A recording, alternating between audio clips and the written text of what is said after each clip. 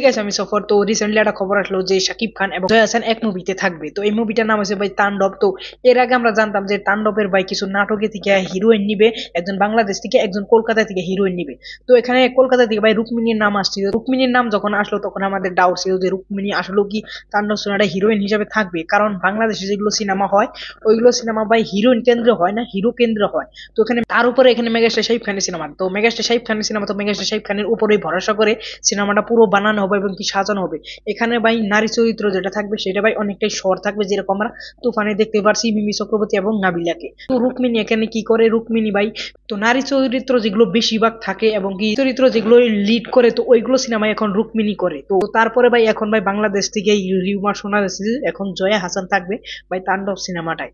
তো জয় হাসানকে নিয়েও আমার এইরকমই ডাউট, কারণ জয় হাসান এখন কলকাতায় যেগুলো ভালো ভালো ডিরেক্টর ওগুলোর হাতে সিনেমা করে, আর নারী চরিত্র যেগুলো বেশি পায় রুটি পায়, তো ওইগুলো সিনেমার মধ্যে জয় হাসানকে দেখা যায়। কিন্তু শাকিব খানের সাথে যদি সিনেমা করে তাহলে ভাই জয় হাসান অতটা পায় রুটি পাবে না। তো সেই কারণে আমার মনে হচ্ছে যে জয় হাসান এই সিনেমাটা নাও করতে পারে। আর এটা ভাই কনফার্ম নিউজ না, কিন্তু কনফার্ম নিউজ না হওয়ার আগেও ভাই সাকিবিয়ানরা খেপে গেছে যে জয় হাসানের ভাই 52 ইয়ার্স, তো 52 বছরে একজন নারীকে শাকিব খানের বিপক্ষে আমরা দেখতে চাই না। তো ভাই তোমরা ওয়েট করো, এবং কাস্টই করে নাই।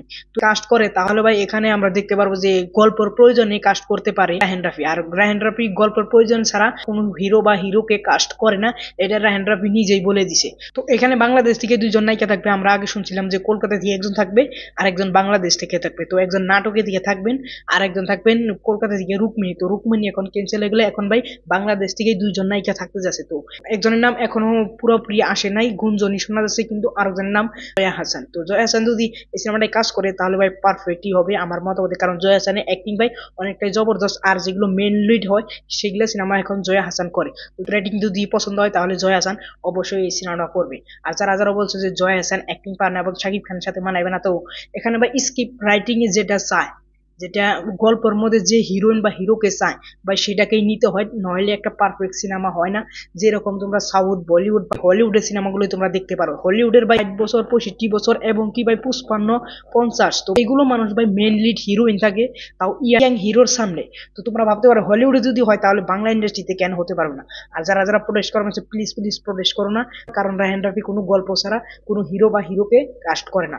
ওভারঅল আমার মতামত জয় হাসান দুর্লভে থাকে তাহলে অনেক একটা পারফেক্ট একটা জুড়ি হবে শাকিব খানের সাথে। ওভারঅল এই ভিডিওটা তোমাদের কাছে কেমন লাগছে প্লিজ কমেন্ট করবে, আর যদি ভিডিওটা ভালো লাগলে অবশ্যই লাইক করবে, চ্যানেলটা সাবস্ক্রাইব করবে। Thanks for watching, by.